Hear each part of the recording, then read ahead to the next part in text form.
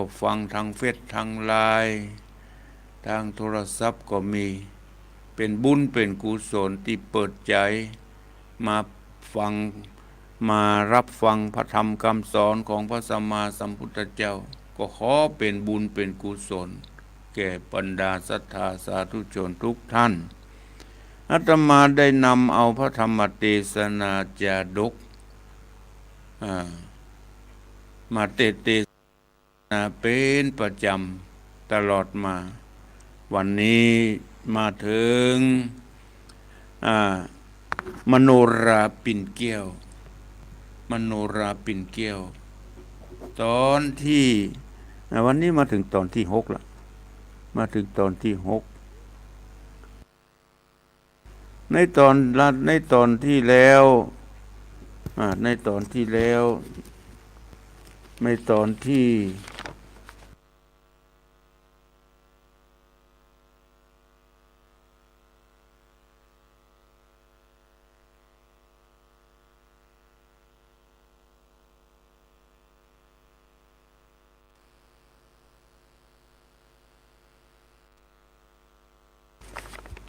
หลังจากที่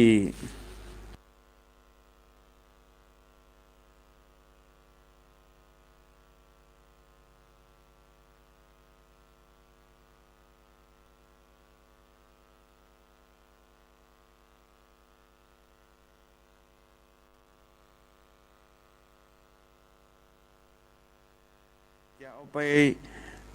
เป็นกู้ครองของพญาเจ้าเมืองก็เลยจับยับเอาก่อนจะจับยับเอานี้ก็ไปปรึกษายังพระฤาษีว่าเขาจะมีวิธีใดที่จะจับยับเอาเนี่ยเขาจะมีวิธีใดพระฤาษีเพิ่นก็บอกว่ามีอย่างเดียวเท่านั้นที่จะจับยับเอากินนารีไปได้นั่นก็คือต้องมีหน้าขบวงบาทหน้าขบวงบาทนี้ก็มีปุ้นมีเมืองบาดาลปุ้นพานคนนี้ก็เดินทางไปเมืองบาดาลเคยไปเหมือนกันหรอกนายพานคนนี้เมื่อก่อนนี้พญานาคเกิดจวนไปแอวเมืองบาดาลเพราะได้ช่วยพญานาคไว้มีคนที่จะมาทำลายพญานาคจะฆ่าพญานาคพานคนนี้ก็ได้ช่วยไว้ก็มีบุญคุณต่อพญานาคก็จวนไปพอดีอยากได้นาคบวงบาทก็เลยลงไปเมืองบาดาลไปจับเอานางไปเพื่อจะมาจับเอานางหลังจากได้นาคบวงบาทมาแล้วก็จับยับเอานางกินนารีไปเพื่อจะนำไปถวายแด่พญาเจ้าเมืองของตนนายพรานคนนี้ก็ได้รับการต้อนรับอย่างดีจากพญานาคนายพรานผู้นี้ดีอกดีใจที่ได้นาคบวงบาทเมื่อได้แล้วก็กราบลายังพญานาคปิกมาเพื่อจะไปเอานางกินนารีคนล่าที่หันว่างามเนี่ยเพื่อจะนำไปถวายแต่พญาเจ้าเมืองอุตรนครเมืองของตนเมื่อได้ไปถวายแล้วก็อยากจะได้รางวัลอย่างงดงามมันไม่มีความหวังมีความโลภอย่างนั้นเดินทางไปหลังจากที่ได้แล้วก็มัดเอาอย่างนางมโนราคนล่านาคบวงบาทไปผูกเอายังนางมโนรานายพรานก็จักลากไปนางร้องห่มร้องไห้เสียงดังหมู่นารีทั้งหลายตกอกตกใจที่หันน้องถูกนายพรานจับยับไปก็เลยร้องห่มร้องไห้เสียอกเสียใจปิกไปยังบ้านยังเมืองปิกไปบอกพ่อบอกแม่ร้องห่มร้องไห้เสียอกเสียใจบอกสตาญาติโยมทั้งหลายนางกินนารีคนน้องล่าจะเป็น เป็นอย่างใดนั้นเฮามาก้อยติดตามรับฟังในตอนต่อไปในวันนี้เป็นตอนที่6ตอนที่6นี้ก็ได้รับความเมตตาจากที่ได้ปูจากันเทศมาก็มีแม่หลวงสายฝนจันกุณะได้บริจาคจตุปัจจัยถวายเป็นกันเทศกันธรรมในวันนี้เป็นฝากมาวันที่ไปงานของวัดพุทธสิคิรีอาจารย์วรรณชัยในวันนั้นเป็นฝากจตุปัจจัยมาถวายเป็นกันเทศกันธรรมในข่าวครั้งนี้โดยขอขอบคุณและอนุโมทนาแม่หลวงสายฝนจันกุณะวัดหนองผ้าขาว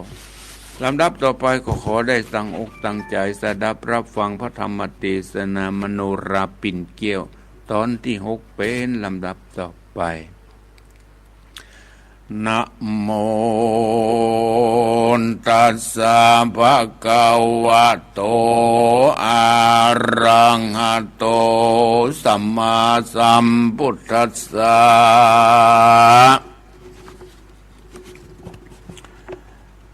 สัพเพสัตตาวัตถุจานาเปสิขิปังตังปะเปสิติสานทโวดุราสาปุริสะตั้งหลายตั้งยิ่งใจหนุ่มเทาที่ปากันมาตั้งอกตั้งใจฟังพระธรรมเทศนาจงโอดใจฟังตามธรรมว่านักนำมากล่าวจี้ว่าคนนานำในโลกย่อมมีสุขทุกโศกสูญการย่อมแผ่ผ่านความเงี่ยงบ่มันเตี้ยงไปมาเป็นธรรมดาของโลกบ่เว้นไว้กู้ยิ่งใจ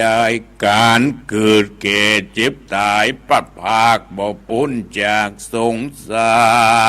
รตามกรรมมาปานสร้างไว้บ่หอนใดผิดผ่านแม้นฮักกันเต้าฟ้าก็จะตายความหน้าเป็นผีบ่เว้นหนีก้อยกาดบ่เว้นขาดเสียคนเหตุนั้นอย่าเรรนลำตี้จุงเป่งใจกี้เจยบานการมองผ่านเอาไม้บ่หอนใดจักได้เป็นยาเหตุนั้นจุงปาการพิจารณาที่แม่นที่ตามรายว่าคนข้าว่ากันคนเฮาตายนั่นเล่าแม่นพ่อแม่เจ้าสองขาตั้งวงสาพี่น้องมาเวทซ่องหลายหลามแล้วร้องไห้ตามบ่เหือตาจนเป็นเลือดแดงแพงการให้แต่เจ้ารอดถึงเมื่อแรงบ่ขาดคนก้อยกาดที่ตายไปก็บ่อาจปิกคืนมาสักผู้วายหน้าอยู่เป็นคนปิกปอกหนแต้มเรามันเป็นดังเก่าเดิมทีเหมือนดังนางตีวีน้อยนาดฟังตาราดจะไขขันนิ่งในสันทีหันแม่นตี้กองดีนางตีวีนอนเอาก็หายหม่นเศร้ามองผ่านมีใจจื้นจื้ยบานจื้นจ้อยบ่ต่ำก้อยอันใดก็มีงานเล่นนาตะตาในกาลนั้นเล่านางนอนเน่าทีวีก็จากำดีโอกาสบอกเท้าราชสามิกาว่าจากไปแสวงหาลูกเต้าตามป่าเศร้าดงดอนบุญเดิมอ่อนจัดแล้วบอกกาดแก้วหายโหนเตียงปาตูนลูกน้อยพงอ่อนอ้อยมโนราอุตุมปะลาจาเต้ารา ก็โอกาสจะไขว่ากันนางจักไปสอดละตามในป่าดงนาเพื่อเสวงหาลูกน้อย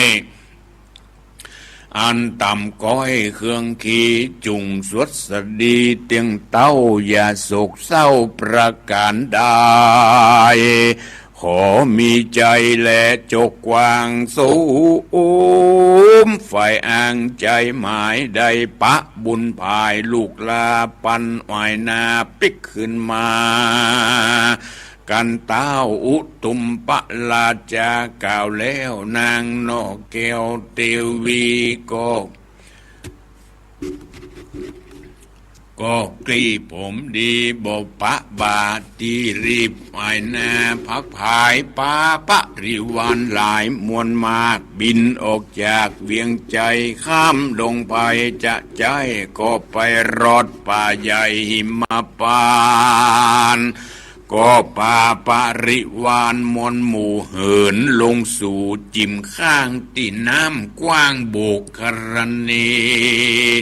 ปากินนารีเสาะไส้หาลูกไม้หาลูกไทยมโนราก็มีงานเล่นนะที่นี้จักจะเล่าท่านถึงนางนอเล่าดงไผ่กันสัตนาหนักกะบวงบาทถูกต้องมัดเอานางนัดน้องมโนราก็ริปาด่วนหาวสู่ดันดาวดงตันปานางผายผันจะใจดังที่กล่าวไว้หนลางอัฏฐะยังไปแจงพระจิงแสงเทศนาวันดุราภิกขุทั้งหลายตนเป็นสายอริยเจ้าทุกคำเจ้าภาวนาส่วนอันว่านางมโนราอ่อนน้อยถูกพันมัดนิ้วก้อยจุงไปนางก็มีใจมนหมายร้องร่ำให้ไปมาลำจาโอกาสว่าดูราพรานหาวหาเถยผู้ใหญ่สั่งมามัดข้าไว้สองมือเป็นดังรือนั้นโสดข้ามีโตดสั่งจาขอขุนนาข้าน้อยได้วางปล่อยบ่วงกองอันมัดมือน้องไว้มั่นข้าจักเตียวดันลำบากสั่งจักลากข้าถูไปขอมีใจพายโพดแกเจือกนั้นใส่โสดวางปั่นคาจักผันเตียวไต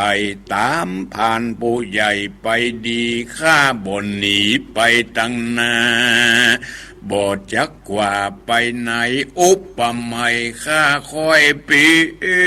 นเหมือนดังไก่น้อยนั้นเล่าอยู่ในมือเจ้าเป็นไม้เจ้าจักบีบกดตายคายก็รอดจักปล่อยฮือรอดได้ป้นขอดเครื่องขี่พรานดงรีปาดเศร้าฟังนางนาไทยไข่ปา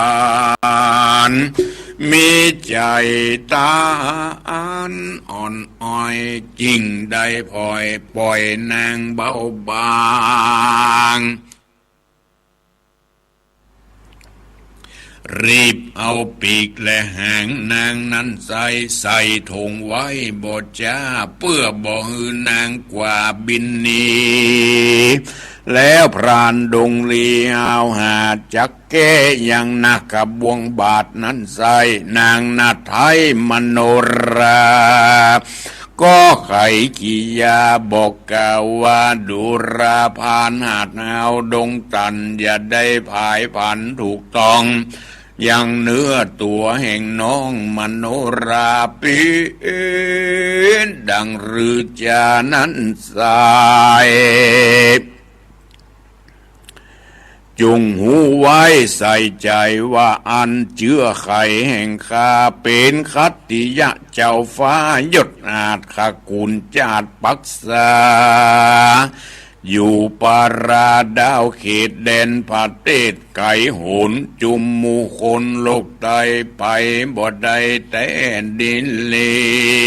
ปะเวณีแต่เก้าสืบต่อเต้ากันมาว่ามนุษย์สาลูกลาหันแต่หน้าบ่หันใจแม้นปักสีนางใดแผกเบาบ่รักเผาจัดเชื่อได้ถูกต้องเนื้อมนุษย์สาชื่อว่าแม่ยิงนันนาหยาบจ้าจักมีโทษกว่าถึงตาย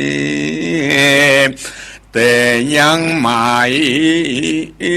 เว้นไว้ว่าผู้นั้นใส่สมตาอาจหรือเป็นเชื้อชาติตรงกูล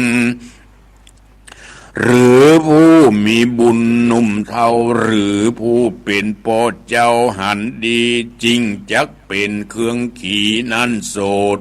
บ่มีโทษอันใดจ้าเล็ดนาตะตาในกาลนั้นพรานน้อยนาดก็รีบแกหน้ากระบวงบาทนั้นเล่าออกจากมือหนอนเนามโนราแล้วนางบุญนาหนอไทยก็นบน้อมไว้อัญจุรีไว้ซึ่งสองบุญมีพ่อแม่อันอยู่แก่เวียงใจแล้วก็จะไขบอกเล่าว่าดูราพ่อแม่เจ้าทั้งสองอย่าได้ขี่หมองต่ำก้อยกองหาลูกน้อยคืนวันก่ำเวนตันจักลาได้ปัดได้พรากปาไปปีนกำอันใดนั้นใส่มารอดไว้ถูกตวนถูก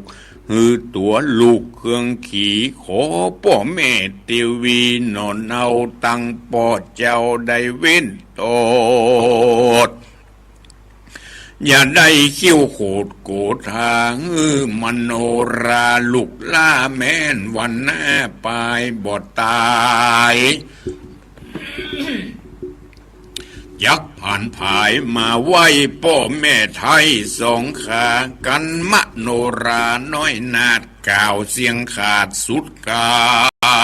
มผ่านดงดำบอดจ้าจ๋าต่อหน้าน้องล่ามโนรารีบไกกาไปก่อนมันก็ส่อนตัวไปเต้าหมายใจไปสู่ในที่อยู่เมืองอุตรนครเพื่อเอาสายสมอนโนลาถวายเจ้าฟ้าสุทธกุมารเต่าดันดงดานจะใจก็ไปรถโดยใหญ่สุมกันมีตังจักภายผันเป็นจองชื่อว่าประตูป่องหิมปานนางนงคานยอดซอยคือนางนัดน้อยมโนราก็นำหนาเอาแก้ว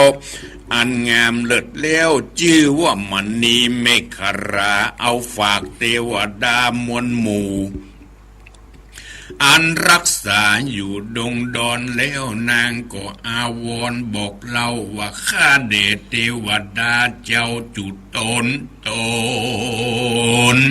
อันรักษาภัยสนดันดาวขอจุงฟังกำข้าก่าวขี่ยาขอขุนนาข้าคอยอันตุกจ่องหอยเครื่องขี่ขอฝากมณีเมฆลานี่เล่าฮือยังแม่เจ้าบุญนารอยว่าแม่ได้ตัวมารอดสู่ในที่อยู่หิมปานขอวอนวานกล่าวจี้เอาแก้วเมฆลาลูกนี้ฮือแก่ตนแม่ขอบอกแก่ใครจ้าว่าพรานดงนาต่ำถ้อยเอาลูกน้อยชื่อมโนราดันดงนาซื่อนาบอกแวกกว่าไปได้เหตุว่าจะเหตุละนางว่าจะไขเก่าแล้วยังได้เอาแก้วนั้นใส่ฝากเทวดาไว้ฮือแก่แม่ ก็เปื่อจักอืมแจ้งเก๋เมตตนบ่ฮือเมตตุกจนจองหอยเพราะหาลูกน้อยสายตาตามดงนาเถื่อนทองในเขตห้องดงขวางเหตุว่าตัวนางนั้นเล่าถูกผ่านป่าเศร้าป่าไปจากไปที่ไหน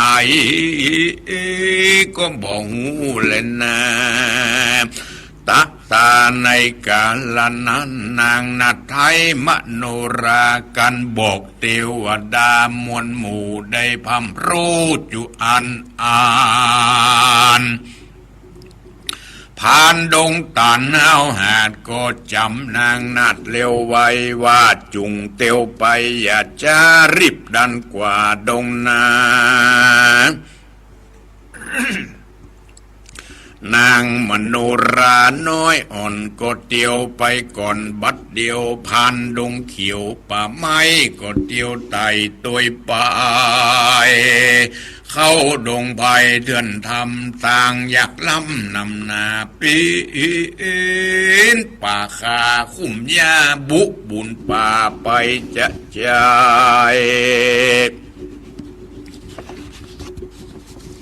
ผ่านดงหนาป่าไม้ป่านางนัดให้บุญหนาไปถวายเต้าเจ้าบุญบทเจ้าสุทธกุมาร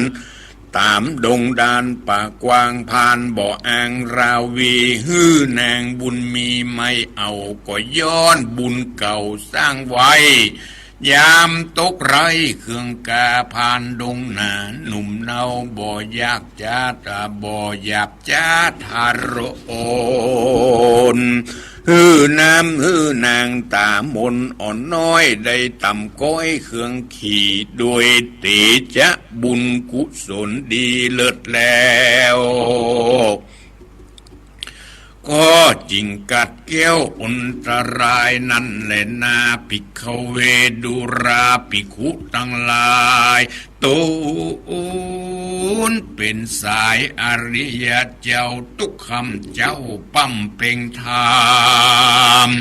อันว่าบาปกรรมนั้นใส่ไผ่สร้างไว้กับตนกันบาปบนตอบสายจากได้ร้ายเครื่องขีส่วนกะตำดีนั่นเล่าอันคนหนุ่มเทาปั๊มเป่งมายอมจักป่าปุ้นจากต่างทุกอยากจุประการสัทธาหารมวลหมู่อันนั่งอยู่ฟังธรรมจุงจักจำจื่อไว้แล้วก้อนไก่เอาขันนิงเอาเด็ดเติบโสรุตโตอันว่าพรานป่าพุทธกาอันปานางปุณณาโนเนาดันป่าเศร้าดงไผ่กันไปรอดที่ไหนก็ยังที่หันแจ้งแล้วก็ดันเตียวต่างดงขวางอยากแก่เป็นหินเป็นแห่คมจาปีนป่าคาคุมยาลางที่ก็เป็นวังทานในมาปานป่าใหญ่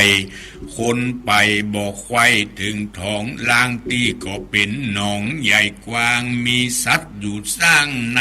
าผ่านพุทธกาผ่านป่าปานางหนอล่าภายผ่านดันดงตันจะใจต่อก็เก็บลูกไม้ผาราผ่านดงตันนั่นเล่าและนางหนอนเน่ามโนราบ่หอนหูกำจามันใดเต่าดันป่าไม้ดงพายตามกรรมในชาติก่อนมาไล่ต้อนราวีปีนตุกขี่ลายแลน้ำตาแผ่ลำไหลเอาเต้าอดใจไปไว้มานเตียวสอดดันผ่านภายได้เดือนปลายเป็นหมอกก็พุดออกดงนารอดสีมาแห่งเต้าพาเป็นดาวอุตรนครและนาตาสมิงคะเนในขณะนั้นพระติไวตรงญาณ คือเจ้าสุทธะกุมารน้อยนาดก็ปาอามาตย์โยธาตั้งเสนามวลหมู่ออกมาสู่สวนอุทยานก็หันยังผ่านป่าเศร้าป่านางหน่อเนามโนราเตียวต่างมานั่นใจเจ้าหน่อไทยสงสัยว่ามันเป็นผู้ใดนั่นเล่าผิวบทเศร้าสูงใหญ่มีแม่ยิงไต่ตัวตามซ้ำมีรูปงามพิราชเจ้าน้อยนาดเล็งหันก็มีใจมันลายแหล่ปิยาเพนำนาเหตุปางหลังมาจัดแล้วนางนอกแก้วมโนรากับหนอพุทธากินกู้เกยเป็นกู้เป่งปานนอจอมทำน้อยนาดก็ฮืออามาตย์ต่างตนไปนำสองคนมาสู่ในที่อยู่บัดเดียวอามาตย์เร็วรีบเอาไปจาก่าวใครจะพรานดงหนาขวัดรู้ก็ปานางกินกู้มโนรารีบไกกาบอดจ้ามาไหวเจ้าสุทธะกุมารก็มีหันเล็ดนาเมื่อนั้นหน่อพุทธายอดซอยกล่าวถ้อยกำงามถามพรานดงรามปาดเศร้าว่าดูรันเจ้าหนุ่มเนาเด่นกายเจ้าอยู่เด่นใดนั่นใสมีชื่อไว้สั่งจาลุกที่ไหนมาดันสอดจริงพดมารอดที่สวนอุทยานได้ปาสรีบัวบานยอดซอยพงอ่อนอ้อยตัวมาประสงค์ได้จาจุงกล่าวฮือรู้ข่าวตามเมพรานดงรีหาวหาดก็โอกาสตุนสาไขขี่ยาบอกเล่าตั้งแต่เก้าสุดปลายด้วยปริยายหลายแหล่บ่เว้นแว่บทใดแล้วจะไขต่อถอยวาดป่า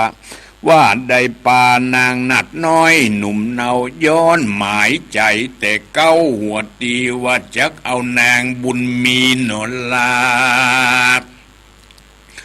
งามเงินฟ้ามโนรามาถวายตนราชาตันเต้าภาพเป็นดาวบุรีเพื่อเป็นมเหสีเอกอ้างได้สืบสร้างอุตรนครจาเลตนาตั้งสุดวาในกาลนั้นพระที่ไหวตะรงยานได้ยินผ่านหนุ่มเนามาบอกเล่าไข่ปันก็มีใจมันจมจื่นปีติตื่นยินดีก็ไขว่าดีโอกาสฮืออามาตย์ต่างตารีบนำมาบอดจ้ายังเครื่องง่าหลายแสงคื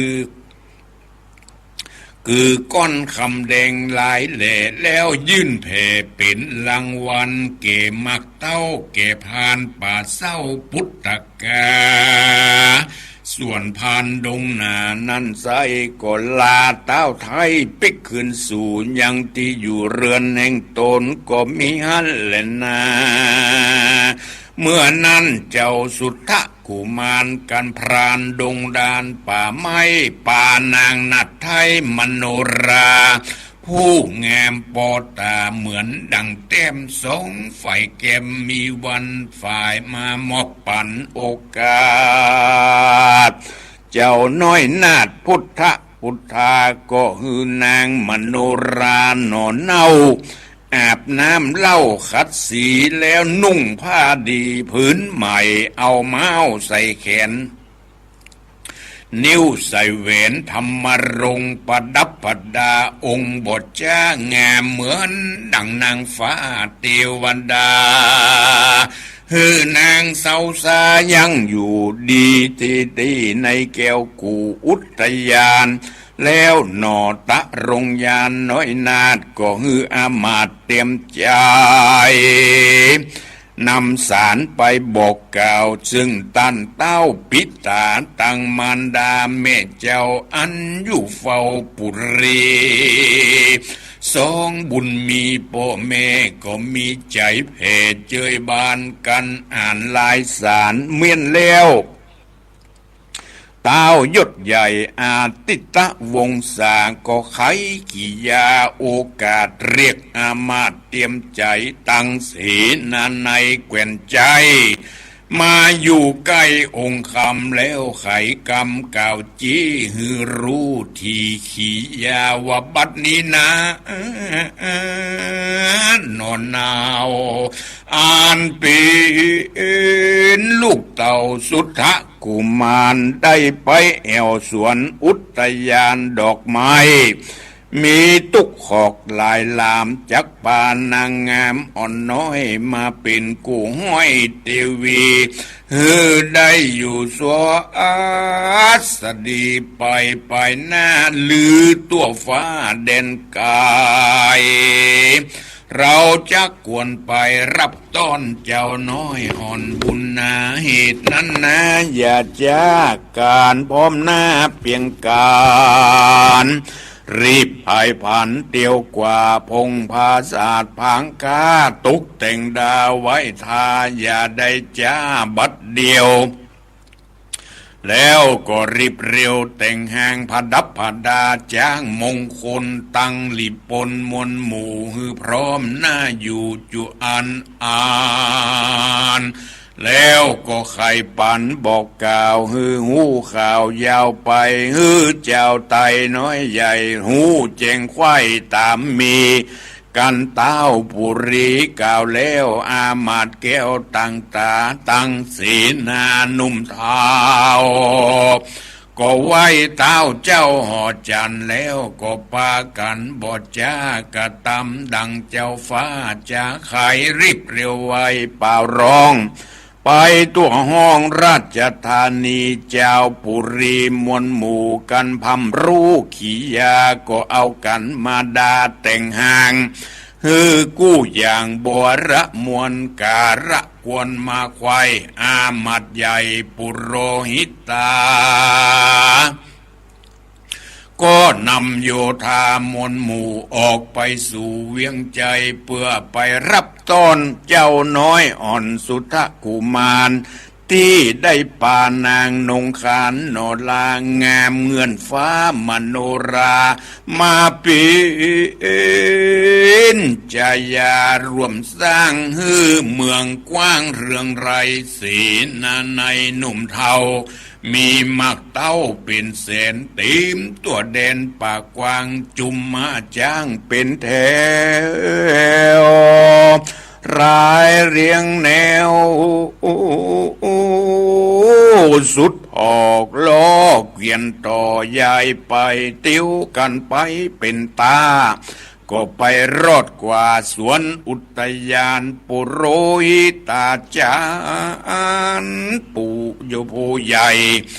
ก็ป่าพ้นภัยตั้งหลายไปถวายขับไว้เจ้าหน่อไทยบุญนาไขขียาเล่าเก้าบอกเกเต้าเจ้าตามมีก็มีโดยพระกาดังกล่าวมานี่แหละนะนิติตังขียาสังวันนาวิเศษจาห้องเหตุมโนราปิ่นเกี้ยวผูกตนหูก็บังคมสมเร็จดีพระธรรมเทศนาจาดุกเรื่องมโนราปิ่นแก้วตอนที่6ก็จบลงเพียงแค่นี้บอกสตายญาติโยมทั้งหลายที่อาตมาได้ติดเทศนาไปในทำนองแบบพื้นเมืองเหนือก็พอจะสรุปใจความโดยย่อๆได้ดังนี้หลังจากที่นายพรานป่าได้มัดเอานางมโนรา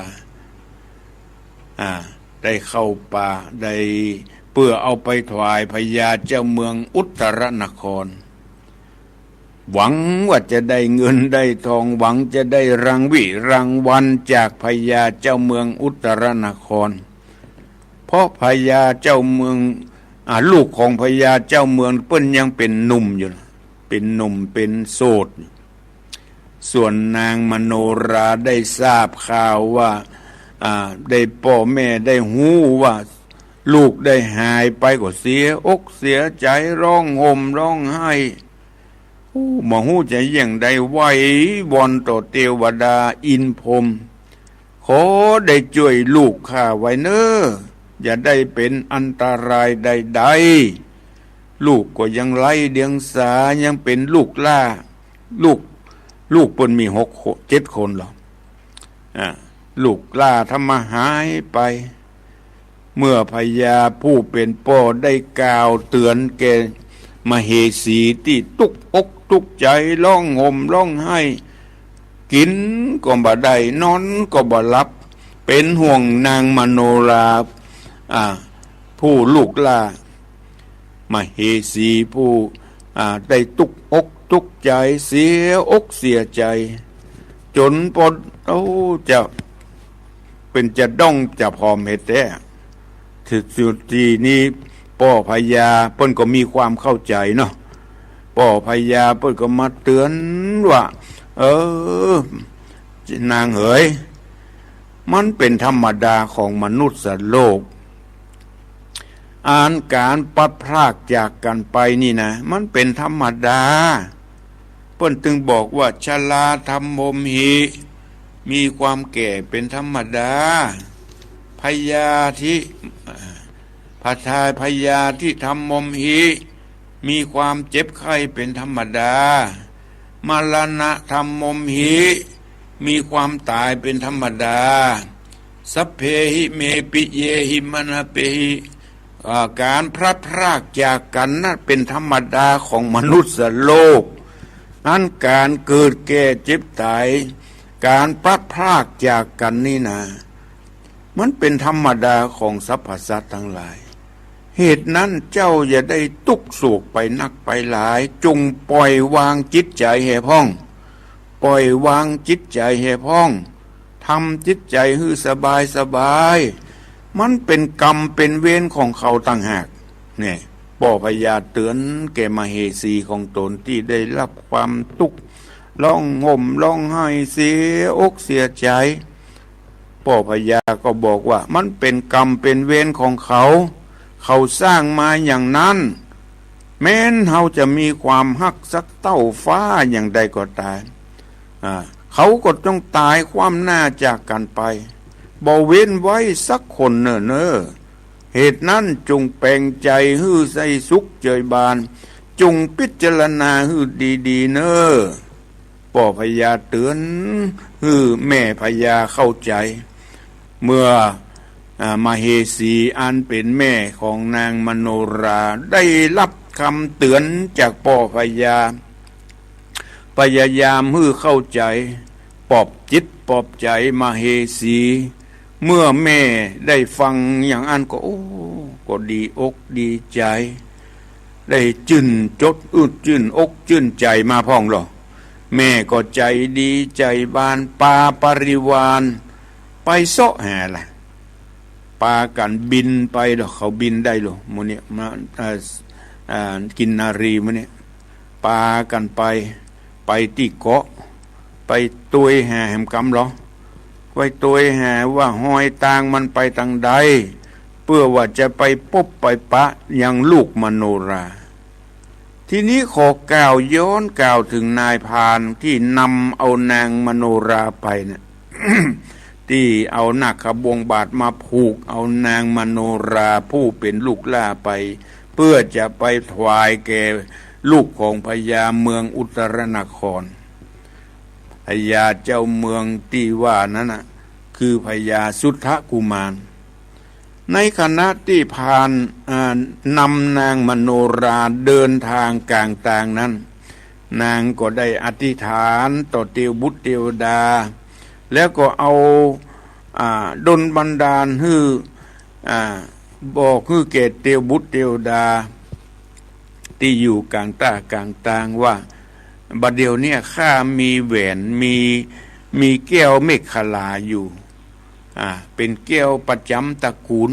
อันนี้นางมโนราผู้ที่ไปโตยพามข้าขอฝากกับลูกคะเทวดาที่อยู่ข้างต่างนี่เนอะเมื่อแม่ข้าเตียวต่างมาเสาะหาข้าก็ขอฮือมาปะยังแก้วเมฆขลาที่ข้าฝากไว้ที่ข้างต่างนี่เนอะนางมโนราก็ฝากไว้กับเตียวบุตรเทวดา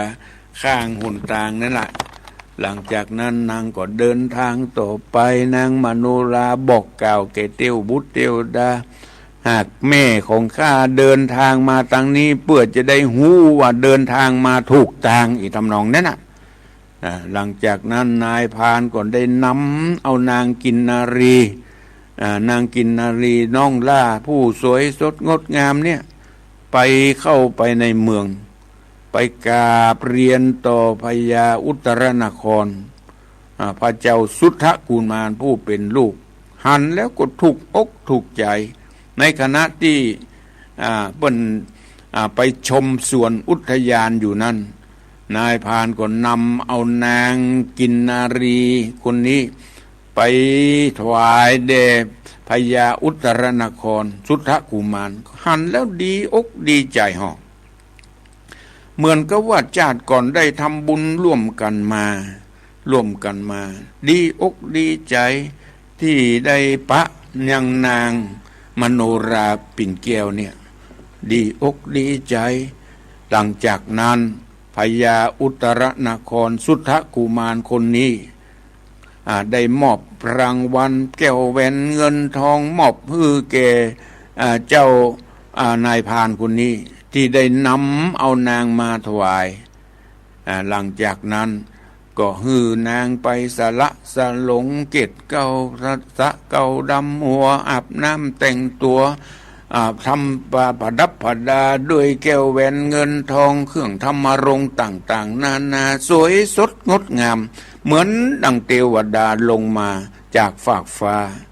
พญาอุตรนครผู้เป็นพ่อเป็นแม่ก็ดีอกดีใจที่สุทธกุมารจะได้ปกครองบ้านเมืองมีกู้มีกิมกันต่อไปในเมืองอุตรนครเมืองอุตรนครเนี่ยจะเจริญรุ่งเรืองหรือไม่พ่อสตาญาติโยมทั้งหลายหลังจากที่จะได้คู่ครองใหม่อันเป็นหน่อโพธิสัตว์เจ้ากับนางหน่อเน่ามโนราจะเป็นอย่างใดนั้นเขาก็มาติดตามรับฟังมโนราปิ่นแก้วในตอนที่7ต่อไปในเวลานี้ก็ขอยุติในมโนราไว้เพียงเท่าอี้เขาก็ไปฟังในวันจันทร์หน้าต่อไปเวลาที่เหลือนี้ภัยจะโทรมามาจะแจ้งผลการรับฟัง0812898992จะไปลืมนะวันพวกนี้วันที่19วันอายุวัฒนมงคลหลวงปู่ครูบาดอยท่านพระครูปฏิภาณธรรมทินเป็นประชาสัมพันธ์กันมาหลายวันแล้วนะขึ้นสีขาวเพื่อเจ้าประชาไปแสดงมุทิตาสักการะแด่หลวงปู่ครูบาดอยวัดพุทธสีกิจ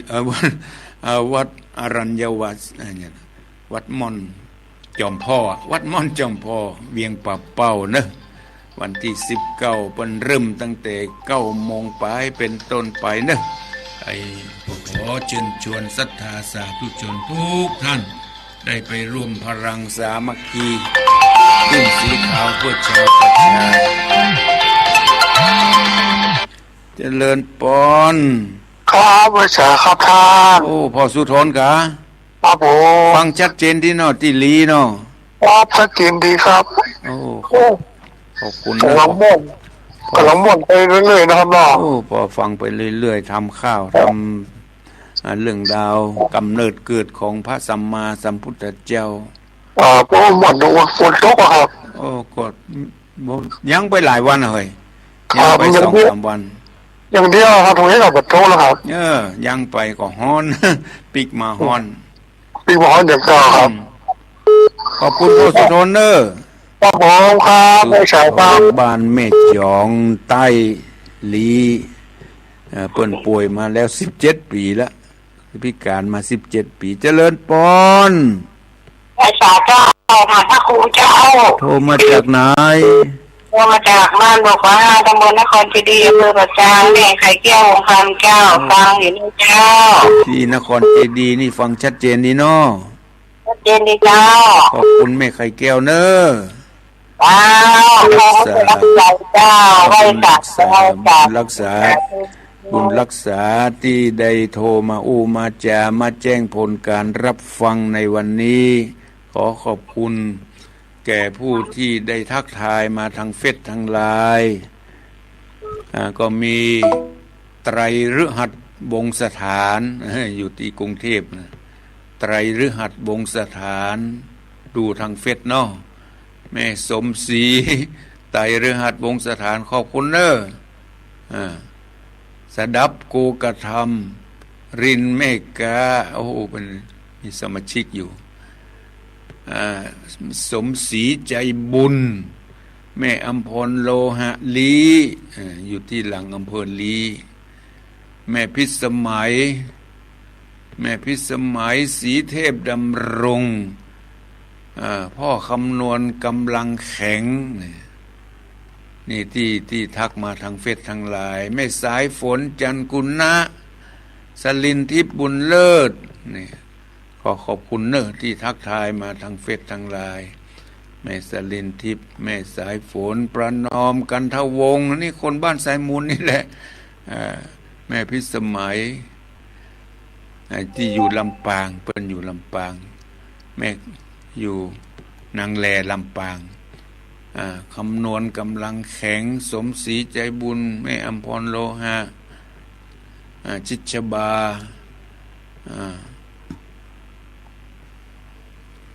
ที่ทักทายมาทางเฟซทางไลน์วันนี้ขอขอบคุณนะเนอะหลายท่านหลายคนจะไปลืมเนอะวันพวกนี้วั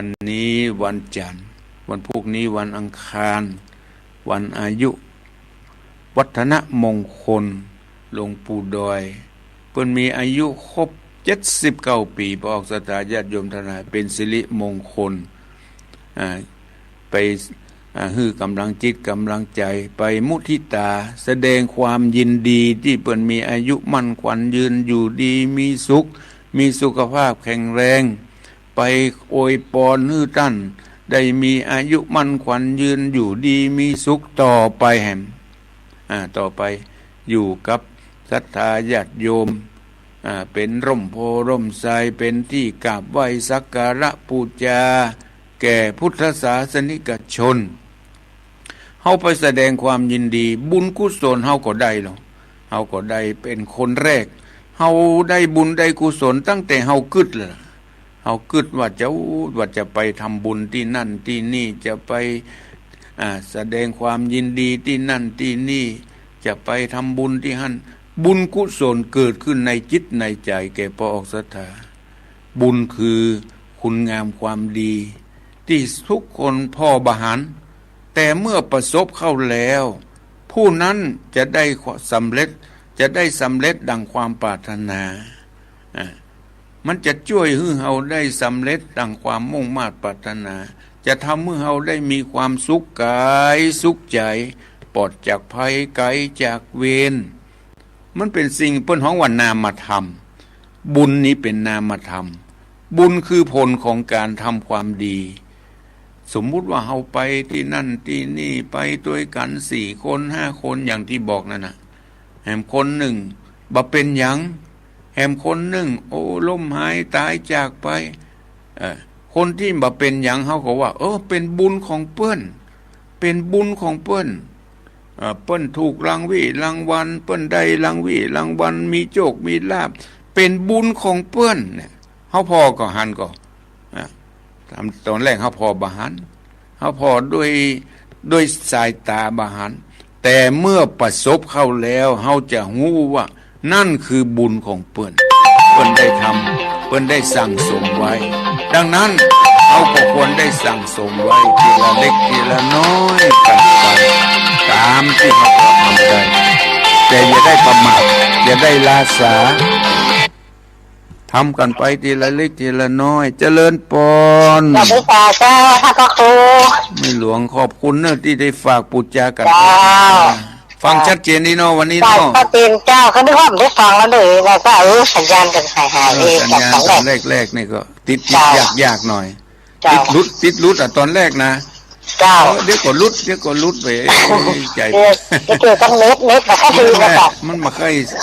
อยแรงเท่าใด เจ้า มาค่อยเสถียรนั่นเปิ้นว่านะมาค่อยเสถียร เจ้า 2-3 เตื้อเดี๋ยวก็รุดอ่ะก็ดีพอตอนหลังก็ดีมาขอบคุณแม่หลวงสายฝนเนอะ เจ้ากำลังใจท่านพระครูนะเจ้าขอบคุณเจ้า อยู่ดีมีสุขเปิ้นแต่งตุกแต่งดากันวันนั้นก็ไปพร้อมกันที่วัดพุทธสีคีรีไปกันแน่นกันนาถึงจะอยู่ในดอยจากทางหลวงเข้าไปเป็น10 กว่ากิโลนะปอกสตาโทษให้นักกว่านั้นอ่ะบ่ได้นับนะก็ถือว่าไปด้วยความลำบากแต่เขาก็ร่นดันกันไปด้วยศรัทธาอันแรงกล้าของขึ้นสีขาวเพื่อเจ้าประชาตั้งตึ้งครูบาอาจารย์พระสงฆ์องค์เจ้าศรัทธาสาธุชนทั้งหลายก็แห่แห่กันไปด้วยศรัทธาความเลื่อมใสเจริญปน เจ้ามนัสการเจ้า โทรมาจากไหน ลำปางเจ้าให้บัว อ๋อแม่บัวโทรมาจากลำปางที่ลำปางก็ฟังชัดเจนดีเนาะ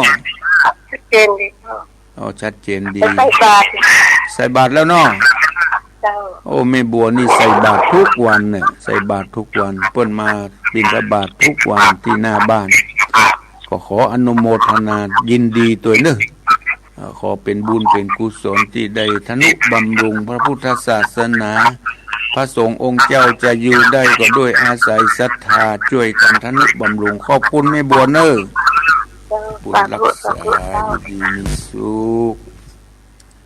ช่วยกันอุปถัมภ์ค้ำจุนอย่างน้อยก็6 วัน7 วัน8 วันไปวัดไปว่าเหตุครั้งหนึ่งก็ยังดียังดีกว่าบ่ได้ทำอย่างเลยมีตีนมีมือใจตีนใจมือเป็นประโยชน์ถ้าเฮามีตีนมีมือดีบ่ใจนี่ชาติหน้าเพิ่นเอามาแล้วมาต้องเอามาตีนมือใจมันเป็นประโยชน์เจริญปน เจ้าแก้วสาเจ้าท่านพระครูไม่สุเตี้ยวเจ้าบ้านศิลปรสิทธิ์เตี้ยเด้อ ฟังชัดเจนดีเนาะแม่สุเกียวเนาะ เจ้าฟังชัดเจนดีโอ้วิ่งไปใช่แบบแม่บ้านนี่ครับ วันนี้ก็ใส่บาตรแล้วเนาะ เจ้าใส่แบบแล้วเจ้ากลับไว้สาเด้อ ดีละ สาธุเด้อเจ้าเด้อ สา อ้าว อยู่ดีมีสุขกันใส่บาตรจัดปกขนาดทุกเจ้ามาเปิ้นมาจูบ้านจูจองเฮามาสนอกสนใจเอาหูไปเอาตาไปให้ทำบ่าหูทำบ่าหันอย่างเอี้ยปอกศรัทธาญาติโยมทั้งหลาย มีตาพ่อแม่พ่อครูบาอาจารย์พ่อพระสงฆ์องค์เจ้าพ่องเปิ้นอยู่กันอย่างใดเปิ้นเป็นหน้าที่ของพระสงฆ์องค์เจ้าโลกที่เปิ้นมาบิณฑบาตนี่นะเป็นกิจวัตรพระสงฆ์องค์เจ้าก็เดินไปได้พ่องมาได้พ่องก็บ่ว่ากันถ้าเฮามีโอกาสก็ทำเปิ้นมาโปรดหรอกเปิ้นมาโปรดเมตตาเป็นเนื้อนาบุญพระสงฆ์นี่เป็นเนื้อนาบุญอนุตตรังปุญญเขตังโลกัสสติพระสงฆ์เป็นเนื้อนาบุญของโลกไม่มีนาบุญอื่นยิ่งกว่าบ่มีนาบุญอื่นใดๆนะพระสงฆ์เป็นเนื้อนาเป็นก่อทำให้เฮาได้ก่อบุญก่อกุศลก็เพราะพระสงฆ์องค์เจ้าเป็นสะพานบุญเป็นเนื้อนาบุญของพระออกสตาญาติโยมทั้งหลายเอาละพระออกสตาญาติโยมทั้งหลายอาตมาได้ใจเวลามาคิดว่าพอสมควรแก่เวลา เหลือเวลานิดหน่อยก็ขอท้ายที่สุดนี้ก็ขออำนวยอวยพรให้กับพระออกสตาญาติโยมทุกท่านที่เปิดเครื่องรับฟังตลอดถึงสถานีวิทยุทุกที่ทุกแห่งที่ได้รับสัญญาณไปออกอากาศก็ขอเป็นบุญเป็นกุศลบุญกุศลเหล่านี้ก็ขอกลับย้อนมาปกปักรักษาเราท่านทั้งหลายก็ขอให้ได้อยู่ร่มเย็นเป็นสุขในพระบวรพุทธศาสนาก็ขอทุกท่านจงมีอายุมั่นยืนยาวมีวรรณะผิวพรรณผ่องใสมีความสุขกายสุขใจมีพละกำลังมีสุขภาพแข็งแรงมีความคิดมีความปรารถนาสิ่งใดๆอันเป็นไปในทางชอบธรรมก็ขอสมดังกรรมกรรมภาธนาของมูลราชธาจุเยียงจุภการนั่นจุงจักมีสัพพิติโยอายุวันโนสุขังภะลัง